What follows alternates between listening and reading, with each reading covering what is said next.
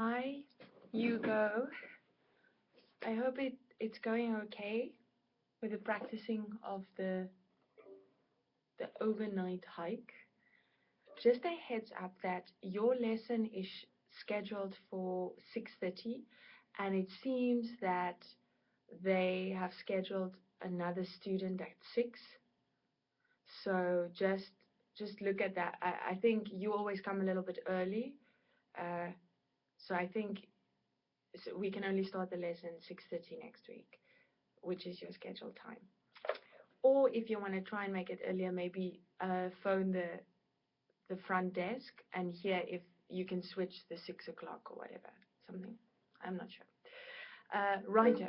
So I got a very good sort of a music theory book for you that I'm going to make photocopies of that you can work out of to sort of really get comfortable with what sharps is and what flats is and what keys songs are in. We're going to make total sense of it. So we'll start working on it next week when I can give you the copy. But for now, I hope that it went okay with the naturals, like just the normal Fs and not the sharps, meaning not your, just to recap, your normal first finger on your E string is in fact you playing an F sharp.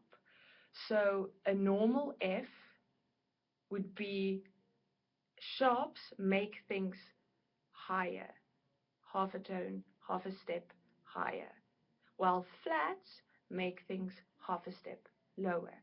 So you playing an F sharp, which is your normal first finger on the E string, if you have to play an F, it means that you have to move your finger half a step down, which is why your finger goes right in the corner of your fingerboard here, right from this to in the corner. It's very easy because it's right in the corner. All right, so that was, I'll start again. The first line was a third finger on the G string. Then slow, open D. Second finger that's right next to the first finger.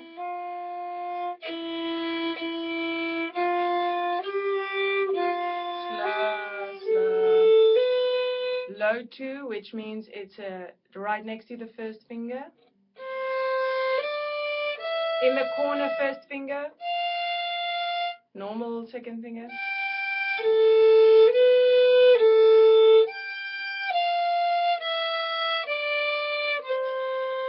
So that whole last 4 bars are a little tricky for you because it's a lot of new notes. So I'm going to do the last 4 bars of that line.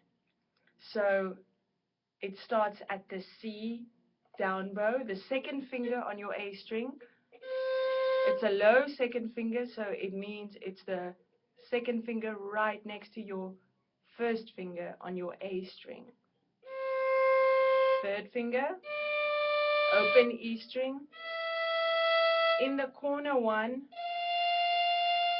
and then this second finger is right next to your normal second finger place. So if you look at where your line is of your first finger, that's an F sharp, and this G is right next to that. But if you play the first finger, the F that's new to you, it's in the corner, and then this second finger. So you can hear there's a whole step between those two. So you get in the corner F, then you get your normal F sharp, and then you get your second finger, which is a G. Okay. So then the last 2 bars will go.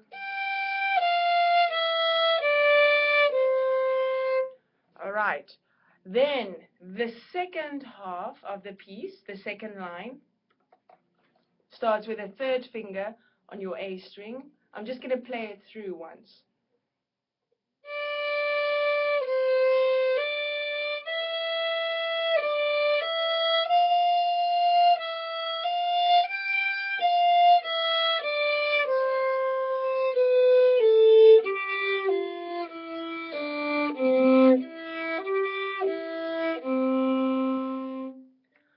vibrato. So it's a little scale. So starting at the first bar is your normal third finger, and then a low 2, meaning right next to the first finger. And here we have our fourth finger. See? See the space between my fourth finger and my third finger? So the fourth finger is the same note as an open E string. So if you want to check if it's in tune, check it with your open E string. And if it's not, like this, adjust it until it's in tune with your E string, because it is in fact the same note. You're just playing it on a different string with a finger instead of an open string. Alright, so I'm starting again at the second line. Fourth finger. Nice at the tip of your finger. Open string. In the corner 1. In the corner 1. Low 2. In the corner 1. Open string. Third finger on the A. Low 2. Low 2.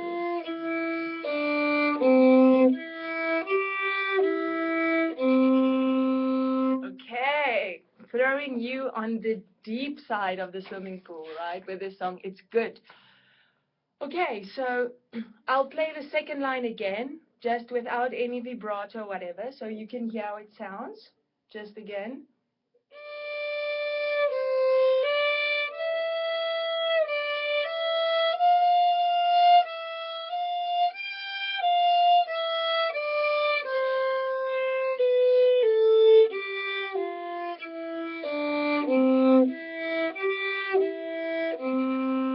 All right, and the slurs means, well, you know that you have to slur the two notes in the same bow. It's going to fit in to the phrasing of the song. Okay, and then next week we'll start with our music theory, which, well, it's just a book that you can sort of work on your own, but so that everything will start making sense, more like what does it mean for a song to be in C major? Exactly, what does it mean? It's good to be enlightened like that, of course.